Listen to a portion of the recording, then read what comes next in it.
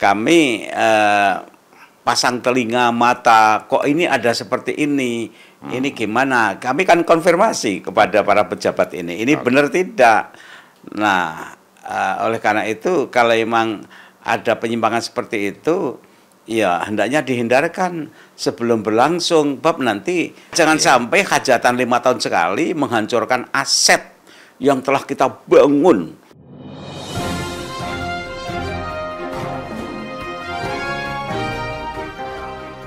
Jumpa lagi dengan DDM. Di studio saya khusus mengundang Profesor Dr.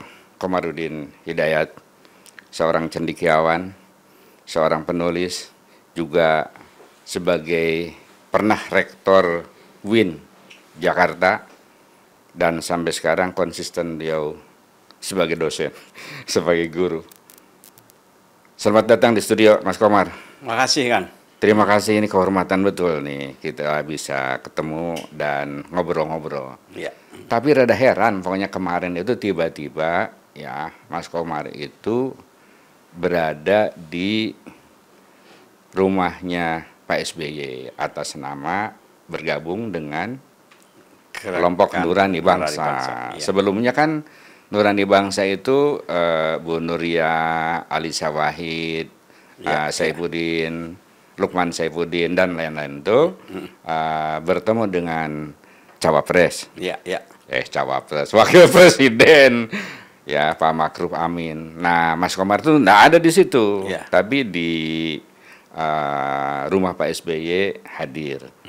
Apa yang menyebabkan Mas Komar gabung dengan Nurani Bangsa itu? Gerakan itu sungguhnya sudah lama. Dulu namanya Suluh Kebangsaan. Salah satu yang ikut dulu Pak Mahfud MD. Suluh Kebangsaan itu. Iya, dan kita bicara dalam ranah yang sama, bicara tentang etika kebangsaan. Tapi karena dia kemudian jadi pejabat dan juga ikut nyalon, nah ini harus ada jarak lah, sehingga kemudian spirit yang sama, orang-orang sebagian yang sama membuat kendaraan baru, namanya Gerakan Nurani Bangsa. Tapi substansinya sama dengan substansinya kita concern Indonesia. Jadi kita hargai pilihan-pilihan individu, siapapun kawan kita, masuk partai, pejabat, siapapun. Sebab kalau dalam tubuh pemerintah tidak ada orang yang baik-baik, yang concern, nanti kan kacau. Oleh karena itu saya itu appreciate siapapun yang menjadi capres, siapapun saya itu appreciate. Karena apa? Karena pemerintah ini kan harus jalan. Nah, untuk jalan kan harus ada pemilu. Untuk pemilu harus ada calonnya. Maka pada dasarnya siapapun yang nyalon bagi saya itu sudah satu kemenangan moral bahwa mereka mau ke sana, ini harus kita hargai. Bahwa di antara mereka kemudian dicaci maki oleh yang lain, ya biasa namanya pertandingan. Namanya juga kontestasi. Iya, tapi secara umum kita harus hargai. Ini kan amanah konstitusi. Tiap 5 tahun ada pemilu, dan dalam pemilu itu ada pencalonan, ada kampanye. Itu kan amanah konstitusi. Nah, ini harus kita dudukkan dulu. Bahwa prosesnya kemudian bagaimana menyeleksi yang terbaik di antara yang jelek, atau menurut selera yang ada, ya silahkan berjalan. Tapi ada rambu-rambu. Nah, kami GNB itu ingin menggarisbawahi rambu-rambu. Satu, yang namanya pemilihan umum, dimanapun itu pasti ribut. Pasti ribut. Tapi, dalam pemilu itu mesti ada kaidah umum, yaitu konstitusional. Bab kalau tidak kan tidak legitimate. Kemudian turunannya apa konstitusional itu? Jujur, adil, transparan, bermartabat. Kalau itu dilalui, dipenuhi, maka hasilnya akan kemudian legitimate secara legal dan moral. Jangan semata menang tapi tidak legitimate secara moral.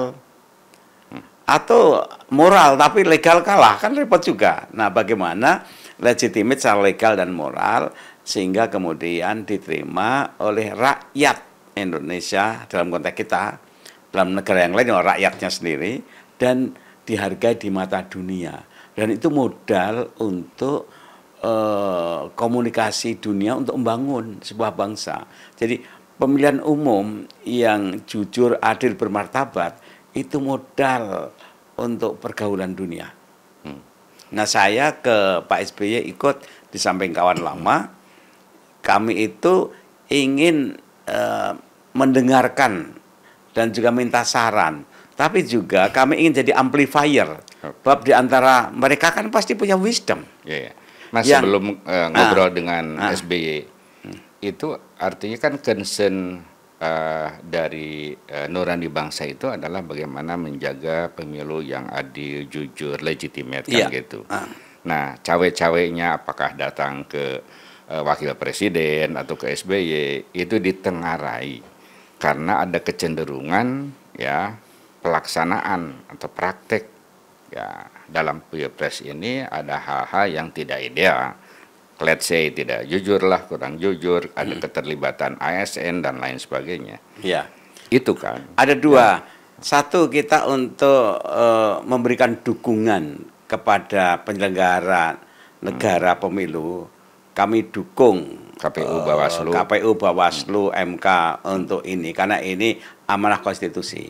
Kedua, mari kita jaga etika, moral, undang-undang dalam pemilu. Ketiga, jangan sampai kemudian ada tindakan-tindakan yang menggerogoti legalitas dan juga legitimasi jangan sampai rusak. Ya, dari sudut aspek moral. Gitu. Oleh karena itu kami pasang telinga, mata, kok ini ada seperti ini gimana? Kami kan konfirmasi kepada para pejabat ini benar tidak? Nah, oleh karena itu kalau memang ada penyimpangan seperti itu, ya hendaknya dihindarkan sebelum berlangsung. Bab nanti kalau itu terjadi, korbannya ya rugi. Bangsa ini ya dipertaruhkan. Iya, jangan sampai hajatan 5 tahun sekali menghancurkan aset yang telah kita bangun dan juga roadmap ke depan jangan rusak gara-gara oleh pemilu 5 tahunan. Dan ini sudah 5 kali pemilu. Iya. Dan itu baik-baik sajalah. Iya. Sekarang yang rada tidak baik-baik saja itu. Oke, waktu ketemu dengan Pak SBY, itu kawan-kawan Nurani Bangsa tentu bercerita, meminta saran atau meminta pandangan beliau. Kira-kira apa gambaran yang disampaikan Pak SBY? Satu, saya sendiri nostalgia karena ketika tahun 2004 Presiden SBY naik, saya ketua Panwaslu-nya kan. Oke. Dan waktu itu dibanding yang setelahnya damai, transparan, legitimate, nggak ada keributan, nggak ada ribut-ribut, gitu kan. Nah, yang berikutnya saya tanya kepada pengalaman Pak SBY gimana, dia bilang saya sebagai kepala negara, sebagai presiden, sebagai pengawal dan pelaksana amanat konstitusi dalam pemilu, saya posisinya netral, nah, gitu. Jadi saya ngambil jarak yang sama. Saya tidak mencampuri siapapun. Bahwa saya punya pilihan hati saya, ya iya, tapi saya sebagai presiden tidak boleh baik dalam ucapan maupun tindakan untuk cawe-cawe, untuk memihak. Dulu waktu itu belum ada istilah cawe-cawe ya. Yang ada saya netral gitu. Itu yang disampaikan Pak SBY. Sikap itu tentu kami senang kan bahwa ya mestinya seperti itu presiden itu gitu. Tidak seperti sekarang gitu. Terserah ini gitu ya. Okay. Tapi setidaknya saya bicara normatif yang sudah seperti itu. Ngerti gitu. Ya. Nah, terus apalah yang disampaikan, apa saja yang disampaikan? Nah, Pak SBY agak mengejutkan bagi saya. Gini. Salah satu game changer yang merubah politik Pak Harto itu adalah terjadinya penembakan terhadap 4 mahasiswa Trisakti, dan itu game changer dan berubah politik Orde Baru. bahwa itu pemicu apapun namanya, tapi faktor itu kemudian menimbulkan dampak besar sekali sehingga kemudian Pak Harto turun legowo. Satu hal yang perlu kita catat ya, bahwa militer di Indonesia itu tidak pernah dan tidak akan berhadapan melawan rakyatnya sendiri, karena militer itu anak kandung rakyat. Militer Indonesia itu anak kandung rakyat. Dan itu sudah bisa dibuktikan. Iya, sepanjang sejarah begitu. Jadi kalau militer kok melawan rakyat, itu ahistoris, merusak. Dan dalam hal ini, mungkin ya, Gaddafi, Saddam perlu belajar pada Pak Harto. Pak Harto punya tentara solid, tapi dia tidak menggunakan militernya kan untuk menumpas demonstran. Sementara Gaddafi, Saddam, dia lawan, hancur. Coba meskipun waktu itu ada penembakan juga. Iya, tapi coba tidak secara masif lah ya. Masif. Coba Saddam belajar dengan Pak Harto, mundur teratur. Irak nggak akan berantakan, hancur seperti ini. Gaddafi, Libya nggak akan seperti ini. Jadi betapapun to some extent Pak Harto itu mundur legowo demi bangsa, demi rakyat, dia mundur dengan damai. Dalam hal itu perlu kita hargai. Kembali ke pesan Pak SBY itu, yang terakhir dia sampaikan apa? Kita tidak tahu kalau nanti perbedaan atau konflik hanya di tingkat elit saja, itu di mana-mana biasa. Tapi kalau itu nanti sampai ke bawah, dan bawah itu tidak terkontrol karena masif, kalau ada pihak-pihak yang mempertajam, nah itu bisa nggak terkontrol, itu bisa potensial jadi game changer. Gitu. Dan itu harus kita hindari. Gitu. Saya pikir sampai di situ cukup berharga. Dia kan punya pengalaman otentik. Dia ahli strategi dan dia militer, dia jenderal gitu kan. Jadi yang mengingatkan jangan sampai kemudian konflik-konflik itu kemudian sampai ke bawah. Mas, kan rencananya itu setelah ke Wakil Presiden, ke Pak SBY, kemudian ke yang lain-lain lagi lah, tokoh bangsa gitu ya. Nah, itu kan dalam rangka menyamakan persepsi tentang pentingnya menjaga pemilu secara adil dan jujur gitu. Aktor-aktor siapa lagi yang akan ditemui? Dalam tataran normatif, saya yakin kita sepakat bahwa namanya pemilu itu harus jujur, adil, transparan, legitimate, pimpinan netral. Secara retorika itu kan sudah kita dengarkan semua. Nah sekarang bagaimana mengawal retorika itu menjadi perilaku yang nyata. Oleh karena itu kami akan bertemu dengan Kapolri, dengan MK, ya kan? Sebab mungkin sekali nanti akan terjadi protes sengketa di bawah MK. Nah MK harus jujur dong. Kemudian KPU juga, Bawaslu, dan tokoh-tokoh masyarakat, mantan-mantan pejabat tinggi negara, Wapres, ada Pak Yusuf Kalla, ada Pak Trisno, ada Megawati, siapapun. Satu apa, bayangkan, andaikan terjadi chaos, siapa yang akan menyelamatkan, mendamaikan ini? Nah kami harapkan tokoh-tokoh bangsa itu, sekalipun mereka berbeda politiknya, duduk bersama dong. Ayo negara, kepentingan bangsa negara di atas semua ini. Itu kan akan menenteramkan masyarakat. Jadi kami Gerakan Dari Bangsa, ya kita sedia payung sebelum hujan aja, semoga nggak hujan. Kita beri ruang. Ayolah, kami mau jadi amplifiernya, menyuarakan, menyampaikan. Kami mau menjadi IO-nya, seperti itu. Dan bagian yang memberikan semacam early warning system lah sebelum kejadian-kejadian yang merugikan. Ibarat ronda lah, tukang ronda. Kalau di kampung ada ronda, kalau ada mau maling, ada kentungan kan nggak jadi kan? Atau muazin lah. Muazin gitu. Maling lah, kalau muazin sih orang sholat di rumah nggak apa-apa lah. Tapi kalau ada kentungan, ada maling kan nggak jadi. Nah yang repot tuh kalau yang ada garong, nggak takut. Benar. Kalau maling takut, tapi kalau kelas garong dikentungin kita malah ditembak. Nah, justru itu yang penting. Jadi misalnya kalau kelas maling gitu ya, itu early warning system lah, awas hati-hati. Tapi kalau garong apapun dilakukan berhadapan nggak apa-apa kan Iya, gitu. iya. Nah itu lalu bagaimana nanti antisipasi aktor-aktor, tokoh-tokoh di dalam Nurani Bangsa ini mengeliminasi itu. Ya kita akan bayangkan yang terjelek, semoga nggak terjadi Iya, ya. iya, iya. Ya, yang ronda ya perbanyak, ya rakyat semuanya. Iya, iya, Rakyat iya. semua harus ambil kentungan, rame-rame.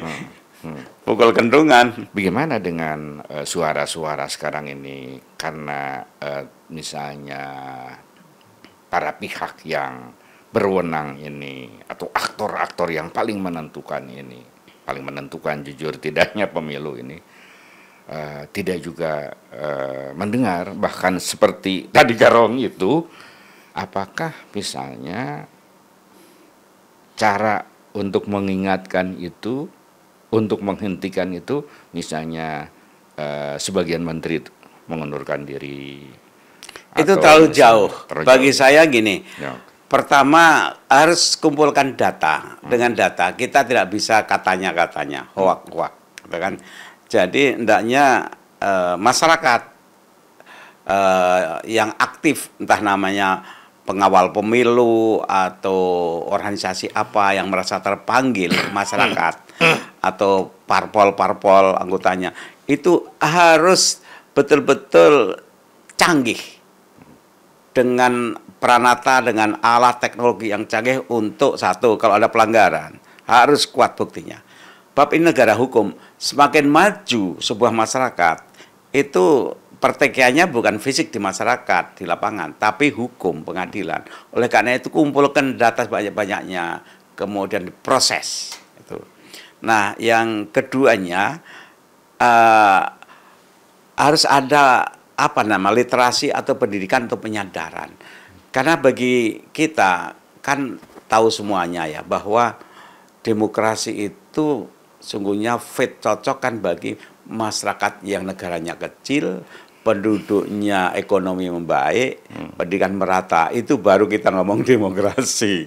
Sekarang Tapi di kita ini disparitasnya luar biasa. Ya, dari jadi sudut sungguhnya ekonomi, literasi, berat gitu ya. berat sekali demokrasi yang kita pelajari di textbook itu. Kalau diterapkan di Indonesia itu banyak anomali-anomali. Ada agenda ketemu Pak Jokowi? Ada.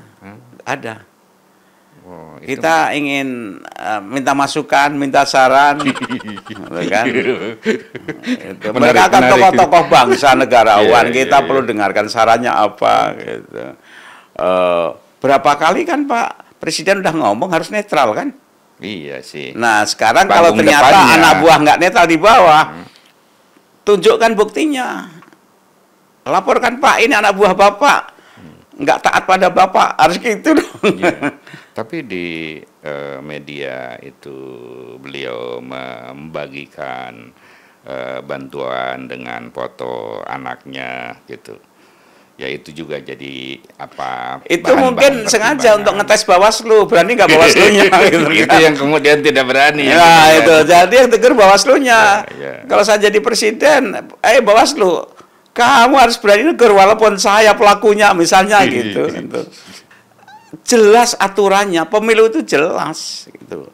Jadi jangan hal yang jelas itu dibelok-belokkan, dibuat kabur-kabur nggak karuan. Jadi tidak Kembalikan jelas. gitu. Karena sederhana sekali kan. Pemilu itu kan juga Ya. teori sederhana kan. Ada kontestasi, ada aturannya, ada jurdil, ada netralitas. Nah, sayangnya di Indonesia ini memang belum ada aturan dana kampanye dan juga aturan alokasi waktu kampanye. Di negara yang sudah mapan, di TV kan ada Jelas, batasnya. Ruang ada batasnya. Ini siapa yang punya duit bayar TV. Kalau perlu di booking TV itu 24 jam wajah dia. Ini kan tidak benar itu. Ada berita bahwa duit dari luar ya masuk ke beberapa bendahara partai itu juga tidak ditelusuri dengan serius misalnya sekarang ini. Jadi law enforcement kuncinya itu. Tegakkan hukum. Ya, jadi misalnya kan diharapkan lembaga seperti MK, KPU, Bawaslu gitu kan. Itu yang sebenarnya yang mengawal paling depan.